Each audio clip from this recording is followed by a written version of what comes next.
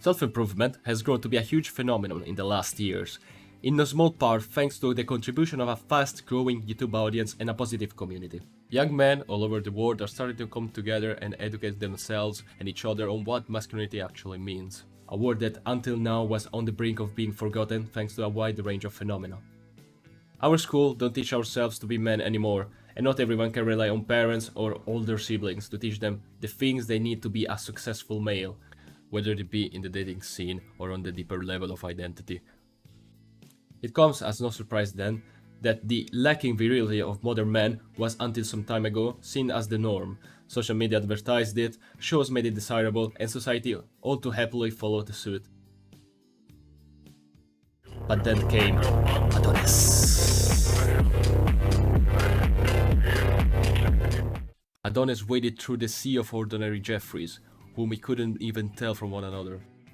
He experienced the lowest points in the life of a man, and just when he was starting to sink, he opened a YouTube channel and made a shit ton of money. Hamza is a YouTuber that reached almost 1.5 million subs in the last 2 years, and it is deserved fame. On his channel, he has more than 152 million views on videos ranging from how to stop being a nice guy, to how to improve your sleep, to public speaking, to winning street fights, to one of his most successful videos yet, how to build an aesthetic body. Hamza presents himself as the bigger brother we all wish we had, and this is what made his channel so successful. He talks to his audience as he would talk to himself when he was younger, explaining his path and his mistakes as it goes. Hamza is not the only one though, he's just one of the better known ones. For example, everyone knows Andrew Tate, the bald guy with a cigar that takes the piss out of you and calls you broke. These are just two specimens of a new wave of media personalities, whose profit is built around inspiring others to do their best and build their optimal lifestyle. And this has grown pretty fast into a large business, with young men everywhere becoming aware of their role in society and looking for alternative ways to fulfill it than they demasculinize the norm. Is this a new phenomenon? Hardly. It has just gained an incomprehensible amount of traction, but it was always there. The internet is full of testimonies of people, and especially men, coming together to form communities in order to experience what they felt was missing from normal life. Sometimes out in the open and sometimes in dark corners of the web. Let's start low and work our way up. Why I am bringing this up will become apparent in a second, but for now I ask you to bear with me. Back when the internet was a lawless place and you could find all sorts of messed up stuff, some people discovered that you could search and find videos of death and violence. The economics of supply and demand got to work, and to this day there is a vast array of websites where videos detailing all sorts of gore can easily be found, often existing in perpetual conflict with governments and concerned parents for this being periodically taken down. When the initial shock of discovering what kind of fucked up hobby these people have subsides, though, I guess a lot of people have a single question, which is often left unanswered. Why? Why would you spend hours of your time watching videos of people dying in all sorts of accidents, getting blown or hacked to pieces? What compels you people to expose yourself to something by all means so ominous? In the words of a Redditor, what the death community is about is twofold. First, there is a wow factor. You are seeing something most first world people never see, and it is eye-opening. And with that, you will likely experience a range of emotions. But the bottom line is it makes you feel alive, it makes you feel empathy, sympathy, it makes you realize that it could be you. It is a whole world of emotion, of thought brought on by a several second video. On the other hand, it makes you realize how fragile and precious life is, how quickly it can end. For me, it makes me value my loved ones more. It makes me pay more attention in everyday situation where people usually get too comfortable. Life is beautiful, but its value would be diminished without death. Death is a part of life and, at least for me, is not something that I want to ignore and forget about. It's a careful balance and each has an impact on the other. It is just taboo because people fear the unknown. Now, this is something to think about. This testimony is just a voice saying what everybody feels. That ordinary life has become separated from certain things which are, like it or not, integral to it. Of course, going out of your way to experience those is the mark of a sick mind, but the deeper you look into it, the more you see such communities everywhere, focusing on all sorts of things, but all with the same purpose. On such community, which has grown considerably, shockingly even, for this kind of niche content, is the war aesthetic community.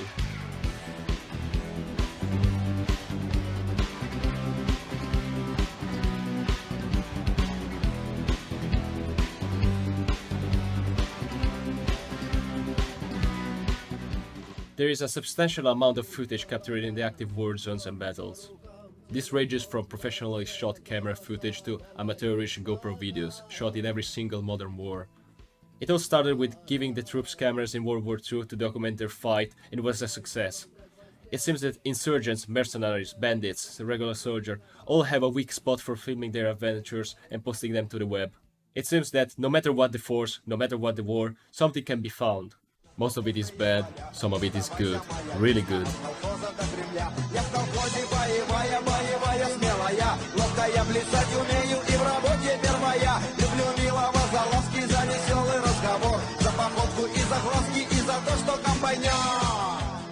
With it came edits. Lots and lots and lots of edits. As much as soldiers like to film themselves fighting, people like to see them. The war in Iraq was almost synonymous with footage released by insurgents. It was all taken to new standards by the Islamic State when they started churning out documentary after documentary, high quality, high definition. Jihad was trendy and its images wouldn't fade out from the public's mind. As Al Hayat reign came to an end, others scrambled to take the throne. Reverse side of the medal, a mercenary community, perhaps associated with the infamous Wagner Group, perhaps not, has dozens of edited videos on Telegram advertising the work of the Nayamniki, who, according to some sources, play Call of Duty without saving. Their campaigns become small-scale media sensation among the tight-knit community, and it fostered the development of its side jokes and even memes among them. But I hear you ask, what does this all have to do with Hamza? Well, now that you are up to speed, let's get into the ins and outs of this video. My thesis is simple: these two phenomena did not arise casually out of thin air, but are strictly linked. On the one hand of this masculine risorgimento, you have the well-behaved self-improvement guys. Get rich, go sleep early, do your journaling, and above all, work out. But what is working out good for if your body can't be used and your life doesn't resolve around casual sex? What are you getting strong for?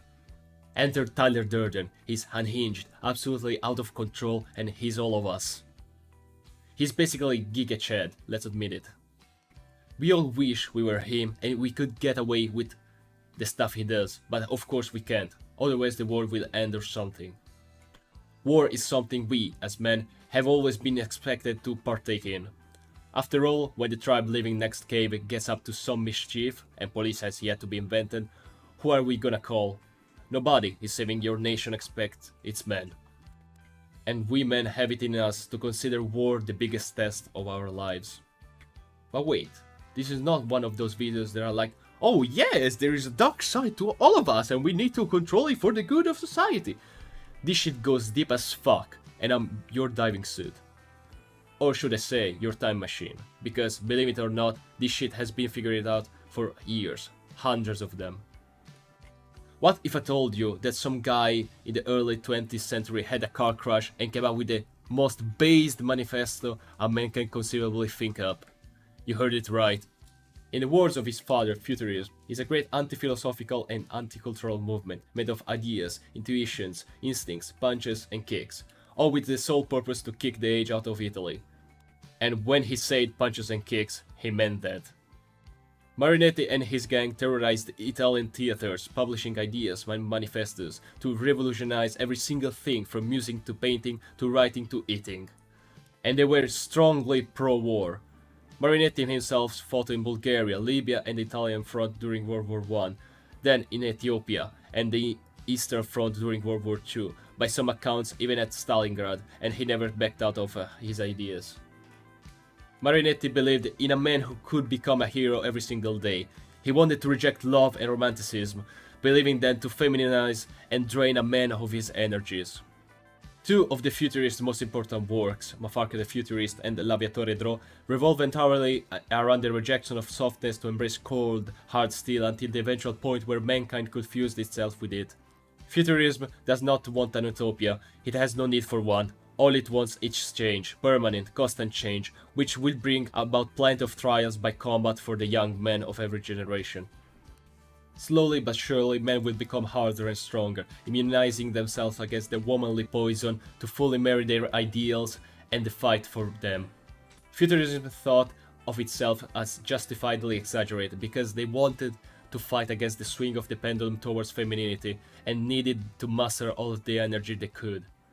Futurist art was violent, savage, chaotic, but above all dynamic. Just what men need right now. In all places where uncertainty was the rule, men hardened themselves to become strong. This is really the case now, with the West steadily losing its grip and new, different international poles emerging from the ruins of the old world. Our politics don't make sense, and they haven't for at least a couple of generations. There is simply no way for the old system based on comfort and safety to appeal to disenfranchised, ambitious, dangerous young men. They reject every single bit of it, because it inhibits their very survival, it domesticates them, it makes them into something they were meant to be. Many fell, but many more rejected it as not their own and rose above. The system may not be up to challenges it faces in the 21st century, and if the system loses ground, its grip loosens, we can take a step forward. I don't like Alexander Dugin, his head is a factory of bad ideas, but this video has very little to do with Dugin, except for one key point. He calls for people to organize against rampant liberalism with a new political theory, one never seen before, one that will not be judged by the standards of anything before, one that will not be a relic holding us into the old world, but a gateway to the new. I think this is reasonable, and this fourth political theory does not need to be created by a bunch of old bearded men sitting at a coffee table for us. It is shaped by us every day, by our behavior and beliefs we have come to as a community. We don't need elites shaping and manipulating our own minds, we don't need anything to hold us down. There is an entire universe worth of space for us to explore. The only direction is forward, always forward. Women can become a force to be reckoned with, if only we manage to put into words what we believe. Since the start of the century there has been a shift towards our empowerment, and it is about time we all come together on a program for the world to hear, a purpose statement, a common desire that will make us into a global alliance, a tribe united against all others. What we need to do now is get the word out there, that there is an alternative for those like us. We can carve our way out, and we will carry out the work our parents and grandparents failed to do. Imagine if the push for experiencing reality had institutional power. Imagine if there was someone fighting back against the encroaching matrix, trying to get deeper and deeper control of our lives. Imagine if there were people whose entire lives were dedicated to protect us from falling prey to corporation and upholding our right to express our power to the maximum. We will not integrate ourselves into society. We have chiseled ourselves out of marble, and we can now do the same with the wider world, to a standard never seen or heard of before. This is what we can have, if we just believe in it.